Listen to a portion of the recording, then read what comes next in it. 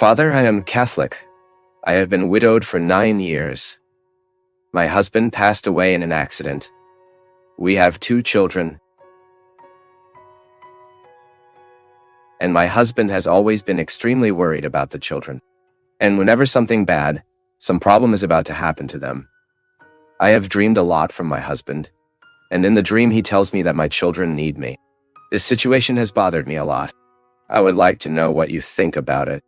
We need to take a distance sometimes when it comes to the dream. What we have with those who have died, the messages we receive from these people. So all those who have died participate in this communion. But the Church does not believe in this communication with the dead. We respect those who believe this way. So we have a way to interpret, often, what we call each other's message to us through dreams. Science has evolved a lot to understand dreams. We already have a very interesting arsenal for us to be able to make an analysis of why we dream. Why realities come to us through dreams that are nothing less than revelations of the unconscious. What does psychology teach us? That when we sleep, our unconscious becomes more active. It begins to bring out what we consciously cannot say and not even try at it. So often the dream is a voice of the unconscious telling us what we often say too. You, for example, know that the father was extremely concerned about the children. So it is natural for you to have dreams in which he is worried. These are records that you have had. The lady assimilated her husband as a man who always worried about her children. That was the experience, and what a beautiful experience you had.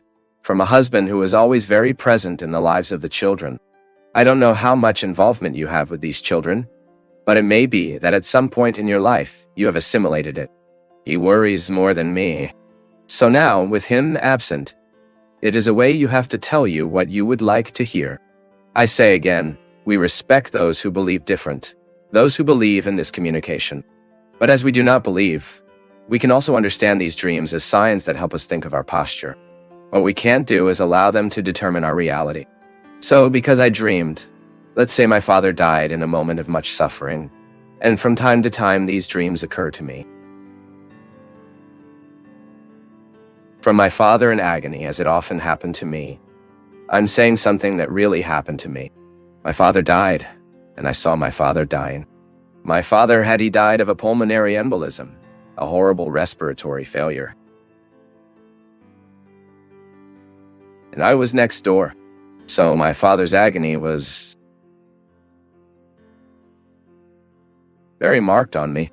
And of course, that record of seeing my father passing on in that agony was recorded in me for many years. So from time to time, I had dreams that my father was agonized, sad, terrified of death. So if I wanted to read different from the one I'm doing, I could say, "Oh, my father is not in a good place in eternity. He's suffering." It's like that. It's okay. Praying for those who have died is one thing. Now we are creating situations for us to be able to. It's like we were undermining our peace, isn't it? Because what can I change in the reality of my father? But unfortunately, because I have records of that death that stayed in my unconscious when I sleep, while I'm awake, I can even control. I won't think about it now. I will replace that bad image of my father's death with good memories throughout his life. And I do this because my conscious is a tool that helps me. The conscious.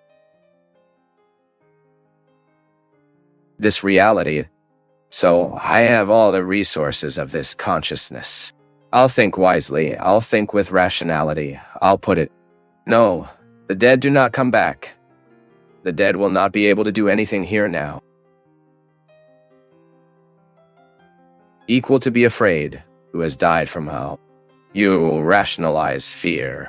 Why am I afraid if I know they can't go back and do me harm? So this is my conviction. It may not be yours. I'm talking to those who believe just like me. I don't believe a dead man can tell me something. Now, I believe that all the memory of the dead in me can tell me. Why? Because this is an unconscious record. The other does not die fully. It is inside us through the memories, the longing, the love we love away. So I will have it.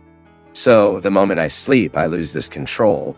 I usually say that at dawn I lose 70% of my intelligence, because sometimes I wake up and think every nonsense, every absurd, that I don't think throughout my day. Why? It seems that I am in fragility, that at night, at dawn, I woke up and at that moment, I cannot take sleep again. At dawn, the problems get much bigger than they are. It's impressive. That's why we need to manage these moments well. Then, fine. When I sleep, I lose this control. So my unconscious throws out all that is stored in IT. So the memories that you have from my father, dating in that agony, return. And sometimes, only time is correcting it from us, Donna Maria. So, be quiet.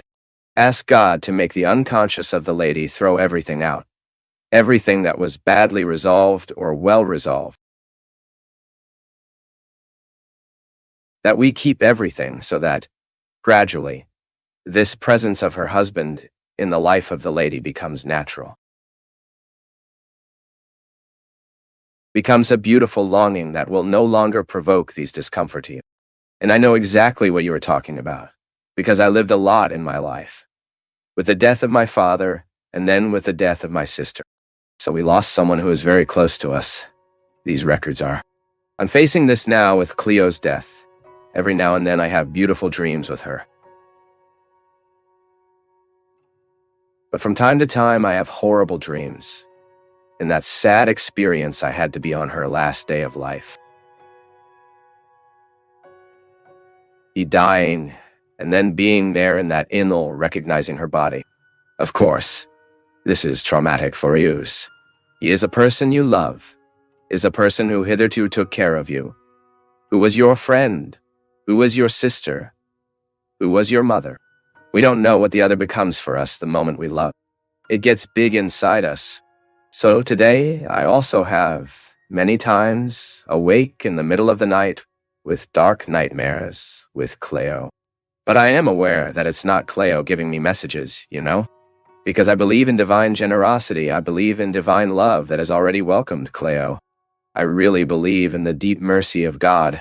Looking at the life she lived, to the woman she was, I have no doubt that she is already in eternity enjoying the best. Everything my faith promises me, I believe she is receiving there. So I rationalize and think, that's a record of mine. It's not her in me. It's not she wanting to say that to me. No. It's me who I have here now that managing this grief with all the weight of these memories. Because our mistake is in thinking that the other is telling us that, I'm having these dreams with my husband because he's in a very bad place. Or I'm having these dreams with my husband because a very bad thing will happen to my children. And he's warning me. Bad things to our children happen even when no one warns us. And what pretense is this that we can often prevent the lives of happening? What guarantee do we have that we will be alive next week? It is a silly claim. What we need to do is to pray daily and ask God to help us. He clarifies us, so that we have the wisdom of making the best decisions. Decisions that will bring us health, which will bring us life, that will deliver us from the dangers that we need to ask. So, the dream. It is a record that belongs to me. It is not the other who is giving me a message through dreams. I say again, you have the right to think differently from me. You have the right to believe different from me. This is how I believe. This is the perspective that Christianity gives me. Catholicism in a special way. Catholicism tells me that I am telling you what the Church teaches us, that dreams in line with science are records of the unconscious.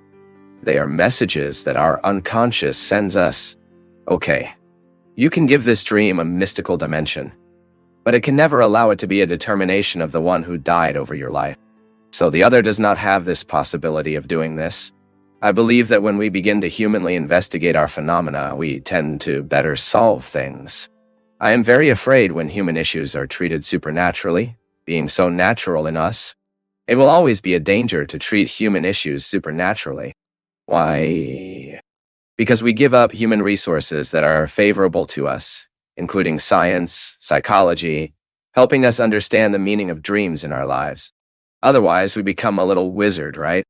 We will give supernatural meaning to what is not supernatural. We have deep respect for supernatural realities, but we also need to respect natural realities. I think it's a very intelligent way of life and incarnate faith.